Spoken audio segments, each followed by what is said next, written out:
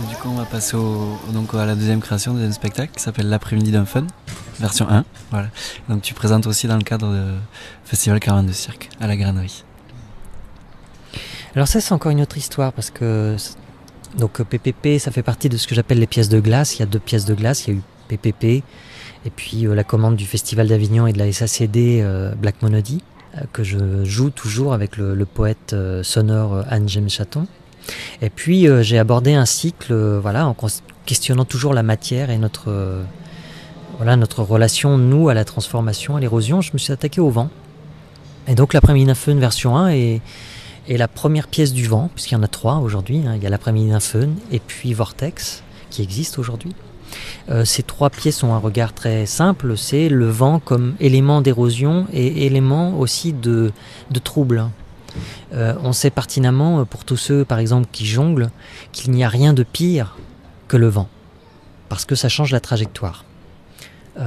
Donc je crois même que pour aucun acte du cirque, en général, le vent n'est une très bonne chose. C'est ce qui m'a intéressé à un premier point, c'est que le vent, c'est la matière d'érosion, mais c'est la matière aussi du changement de trajectoire, donc ça veut dire de la remise en question de notre capacité à contrôler les choses. Et à partir de là, j'ai développé un sujet très simple, c'est que je me suis placé dans une sorte de petite tornade, et au milieu de cette tornade, j'ai donné vie à une matière plastique, un sac plastique. Et quand j'ai commencé à travailler là-dessus, je me suis rendu compte très vite que c'était pas l'histoire de pouvoir manipuler ce sac plastique qui m'intéressait, mais plutôt de montrer à quel point il me dépossédait de la grâce. C'est-à-dire à moi, à qui on m'a transmis le travail de la grâce, du geste, les heures que j'aurais passées avec des gens comme Jérôme Thomas à travailler sur la qualité du geste, à le rendre artistique, à le comprendre, là était bafoué totalement parce que cette matière me volait tout. Elle dansera des heures, je serai épuisé avant elle, elle dansera mieux que quiconque, vous ne ferez que la regarder, et quelque part à ce moment-là c'est devenu pour moi un jeu fantastique, c'est qu'est-ce que je peux faire lorsque je suis dépossédé. Et donc l'après-midi d'un fun version 1, c'est toute cette histoire d'un artiste qui donne vie à quelque chose qui lui prend sa place, qui lui prend sa qualité, et qu'est-ce qu'il peut faire ? Puisque de toute façon, vous n'allez regarder que cette marionnette. Et je peux vous le promettre, vous ne regarderez que ça. C'est comme une danse aléatoire avec le vent. Il y a quelque chose d'un peu orienté ou c'est laissé au hasard ou... Alors dans l'ensemble de mes créations, il y a une chose qui est importante, c'est que je ne supporte pas le didactisme. Donc quelque part, je laisse le spectateur face à sa possibilité d'imaginer. Pour moi, une des questions importantes en art, c'est de faire que le spectateur soit libre. Libre d'imaginer, libre de se raconter. Alors je ne vais faire que esquisser pour lui des chemins.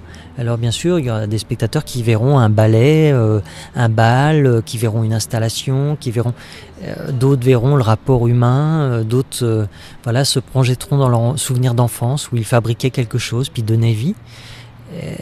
Et donc dedans, non, il y a des formes déjà importantes qui sont aléatoires. Moi, je n'ai que très peu de contrôle. Et quelque part, il y a aussi une notion importante, c'est que dès que vous travaillez avec la matière, vous suivez la matière. Jamais vous ne domptez la matière. Et donc toujours par rapport à cette matière, donc, si j'ai bien compris, ces 2 spectacles font partie de ICE, d'un projet ICE. ICE, ouais, voilà. Donc injonglabilité complémentaire des éléments. Donc j'imagine qu'il y en aura d'autres ou qu'il y en a déjà eu d'autres par rapport à d'autres éléments naturels. Alors oui, il y en a pas eu d'autres pour l'instant. Il y a eu en effet les pièces de glace, il y a eu les 3 pièces du vent. Là, je suis en train de préparer une pièce qui sortira en avril 2014 à Buenos Aires, qui sera la première pièce de l'eau, qui s'appelle Belle d'hier, où là je vais travailler sur la disparition d'un mythe, ou en fait sur le fait de revendiquer la disparition d'un mythe, c'est celui du prince charmant. Donc je travaille actuellement sur cette matière-là, et puis je suis aussi en préparation d'un autre projet où je vais travailler avec la vapeur, et donc la question de la sueur, et donc de ce qui s'extrait de notre peau. Donc toute cette question aussi de qu'est-ce que contient ce que nous laissons partir. On est toujours très très éloigné du jonglage classique. Vous avez une formation de jonglage classique en fait. Ah oui, j'ai une formation de jonglage classique. En même temps, je peux pas dire que ce soit classique. Je pense que bon, pour tous ceux qui connaissent Jérôme Thomas, et je pense que voilà, ceux qui connaissent un peu la jonglerie sauront qui est Jérôme Thomas. Voilà, j'ai été l'élève d'un maître de la jonglerie, donc avec toute la réflexion de cet homme autour de l'art, de cette pratique artistique. Donc oui, en effet, aujourd'hui, je suis loin finalement de cet enseignement, mais je me dis profondément que je suis pas si loin de ce que m'a transmis Jérôme. Il m'a toujours amené à me questionner sur faire que cet art soit vivant. Alors en effet, peut-être qu'aujourd'hui on peut se poser la question en voyant les pièces du vent, où est la jonglerie, au même titre que... Mais je dirais que je pense qu'il n'y a que certainement des jongleurs qui puissent se questionner sur ce type d'éléments. Et profondément, même si, oui, au quotidien, je ne jongle plus avec des objets de jonglerie, profondément, je me sens jongleuse dans mon regard sur la société, sur ce que je vois du monde et sur ma manière de composer. J'ai lu que tu avais dit l'utopie m'est nécessaire pour faire art. En quoi cette notion t'inspire quand tu crées? Parce que tu viens de nous dire que tu étais encore en création. Mais en fait, l'utopie c'est la seule chose qui te fait te lever le matin. Moi, c'est la seule chose qui me fasse me lever. Le monde est une chose que je regarde, et la société en général, je vois très bien à quoi elle ressemble, à quoi elle fonctionne, et elle ne m'intéresse pas du tout. Il y a 3 choses qui m'intéressent dans la vie, c'est la vie, l'amour et la mort. Je pense que c'est les 3 seules choses qui sont réellement intéressantes à étudier. Alors dedans, voilà, l'utopie, elle est... Tu vois, par exemple, quand je me dis un beau jour, je vais jongler avec de la glace, je sais que c'est un pari fou, parce que quelque part, quoi que je fasse, j'ai perdu d'avance. Les boules, elles vont fondre, et si je les loupe, elles cassent. Donc quelque part, il n'y a que mon utopie qui me fait dire que l'utopie, c'est le combat. C'est se dire, ok, je n'arriverai pas là, mais par contre, je vous invite à un combat humain. C'est de savoir comment on va réussir à le dompter. Et je crois que tout ce qui est intéressant finalement dans ce qui nous motive dans la vie, c'est au moment où il y a une forme d'utopie. Au moment où on a envie de voir quelque chose arriver, c'est le combat qu'on y met qui devient passionnant. Parce que même si on n'y arrive pas, on se réjouira du combat. Pour moi, l'art, c'est ça. Je peux pas... Et c'est ce que je reproche à beaucoup de formes artistiques. C'est lorsqu'il n'y a pas d'utopie et qu'on nous reproduit des formes. Parce que reproduire des formes, c'est très facile. On n'a que des modèles. On nous donne des modèles sans arrêt. L'intéressant, c'est qu'en un seul coup, on est soi-même intéressé pour déconstruire le modèle et faire que le modèle soit plus intéressant. Et puis je crois qu'il y a encore une autre notion. C'est que dans le monde en général, l'art fait partie des choses qui n'a pas réussi à changer le monde, mais qui sans arrêt met un grain de sable. Alors ça, c'est une belle utopie. Ouais. Tu disais que tu travaillais toujours avec des gens par rapport à des rencontres. Là, sur ces 2 créations, donc, qui t'entoure pour ces spectacles PPP et l'après-midi d'un Fun version 1? Il y a déjà la première des personnes, le dramaturge, avec qui je travaille, Jean-Luc Beaujeau, qui est une rencontre fantastique parce que voilà, ça fait des années, on a commencé ensemble par un travail photographique parce que c'est un photographe mais qui a été longtemps metteur en scène.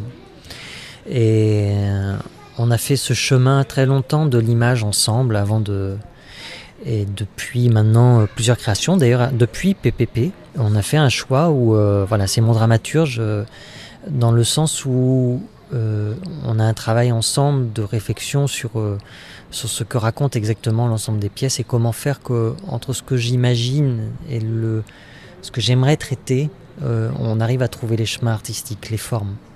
C'est aussi quelqu'un qui pour moi est d'une entière confiance dans le sens où il n'est pas du tout complaisant.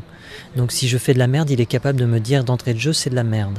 Et quelque part c'est ce que j'attends pour moi de très important dans une collaboration. La deuxième c'est la plus ancienne, c'est avec Yvan Roussel qui est mon compositeur, avec qui je travaille maintenant. Voilà, ça fait 17 ans qu'on est sur les routes ensemble. Voilà, c'est les oreilles, le son, c'est lui qui aura enregistré au fur et à mesure de toutes ces tournées que nous aurons fait à travers le globe. On aura fait ensemble un travail de mémoire de tout ce tout ce qu'on a pu entendre. Et on retrouve ça dans les pièces, dans PPP, vous entendrez beaucoup d'enregistrements de voix, des choses que par exemple on a enregistrées à Jakarta, de prostituées qu'on a fait chanter à Jakarta. Voilà, et Yvan est vraiment... voilà, c'est mon mentor de son, c'est exactement ça. Après, voilà, arrive une des toutes dernières dans l'équipe, Alice, qui crée les lumières, qui est une très très belle rencontre. Voilà, qui est notre rockeuse vraiment de l'équipe, et puis Pedro a toutes les manipulations des congélateurs et tout fonctionnement qui est voilà. Et puis un détail surtout important, c'est que mon maître glacier là, voilà, c'est Jean-Luc, donc qui est le dramaturge, mais qui est aussi dans sa première priorité ici sur la tournée de PPP, mon maître glacier, avec qui on a créé l'ensemble de cet univers de glace et de la scénographie. Donc qui est, je dirais, la personne aussi garante et cette personne de confiance, parce que c'est lui qui sait parfaitement comment la glace doit réagir, et je lui fais parfaitement confiance. Donc c'est un accord entre nous très fort, même si j'ai signé une décharge à l'ensemble de la compagnie en cas d'accident, que personne ne sera voilà, culpabilisé de cet acte. Demain on sera le 31, alors demain le 31 on joue PPP, le 1er on joue PPP, et le 2 on joue donc l'après-midi d'un fun version 1. Et tu le joues 3 fois il me semble. Alors je le joue 3 fois dans la journée, ouais, parce que c'est une forme courte, ça dure 25 minutes. Bien, merci beaucoup Fia, et très bon spectacle donc à la Grainerie pour ce festival Caravane de Cirque. Merci à vous.